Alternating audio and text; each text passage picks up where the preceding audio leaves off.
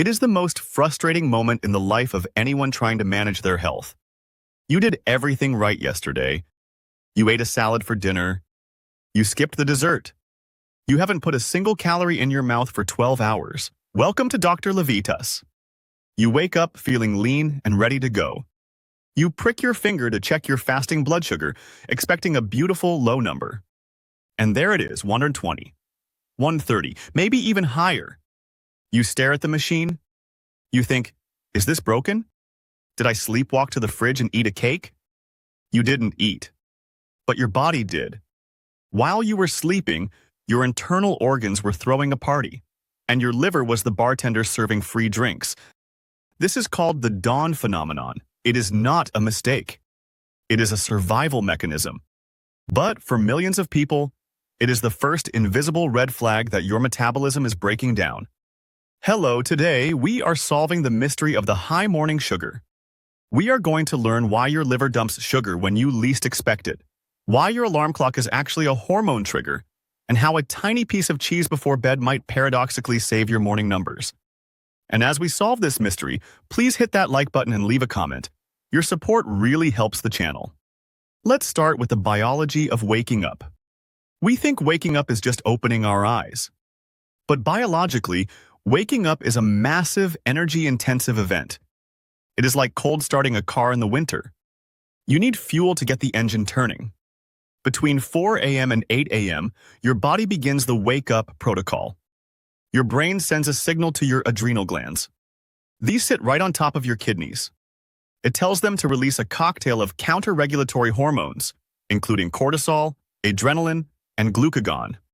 Think of cortisol not just as a stress hormone, but as a get-up-and-go hormone. It increases your blood pressure slightly. It increases your alertness. But most importantly, it screams at your liver. It says, we need fuel. The brain is coming online. Dump the reserves. Your liver is your backup battery. It stores glucose in a packaged form called glycogen. When cortisol hits the liver, it triggers glycogenolysis. It breaks open those packages and dumps raw sugar into your blood. So that 130 milligrams per deciliter on your meter? That isn't from the donut you didn't eat. That is your own stored energy being mobilized to help you hunt for breakfast.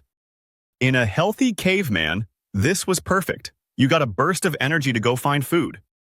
But in a modern human with insulin resistance, this system is misfiring.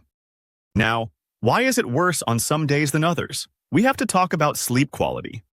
If the dawn phenomenon is driven by cortisol, what happens when you have a bad night of sleep? If you have sleep apnea, if you are stressed, or if you toss and turn, your cortisol levels don't just gently rise in the morning. They stay elevated all night. You are swimming in stress hormones.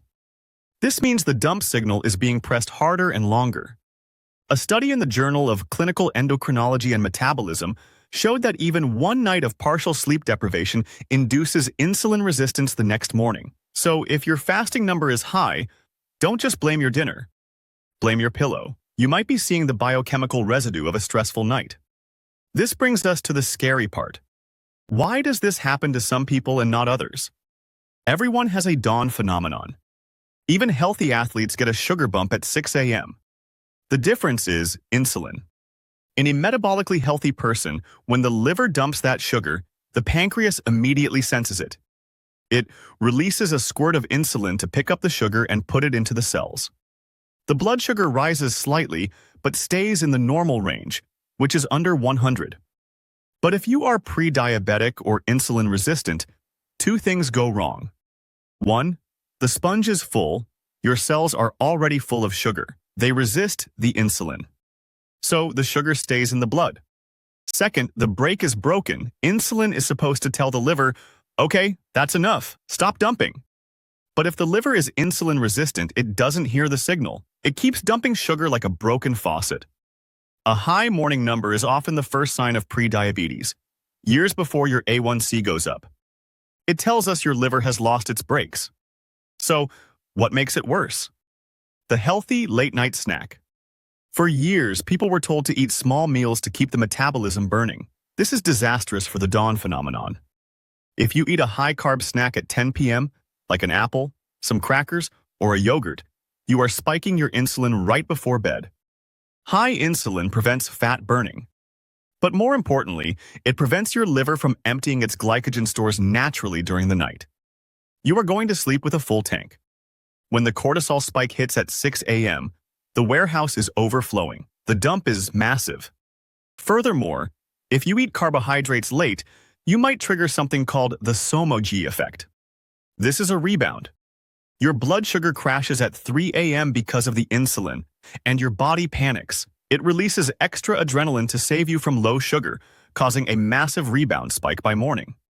You are riding a roller coaster in your sleep. So how do we fix it? Here is the counterintuitive hack that works for many of my patients. If your fasting sugar is high, try a small protein snack right before bed, not carbs. Think of one hard-boiled egg, a slice of cheese, a spoonful of organic almond butter. Why? If you go to bed with a completely empty stomach, sometimes your blood sugar drops too low during the night.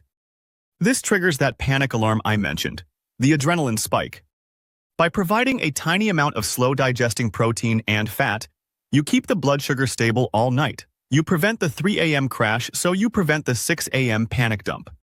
It sounds like a contradiction, eating to lower blood sugar, but we are managing hormones, not just calories. We are trying to keep the adrenal glands calm. Another powerful tool is apple cider vinegar.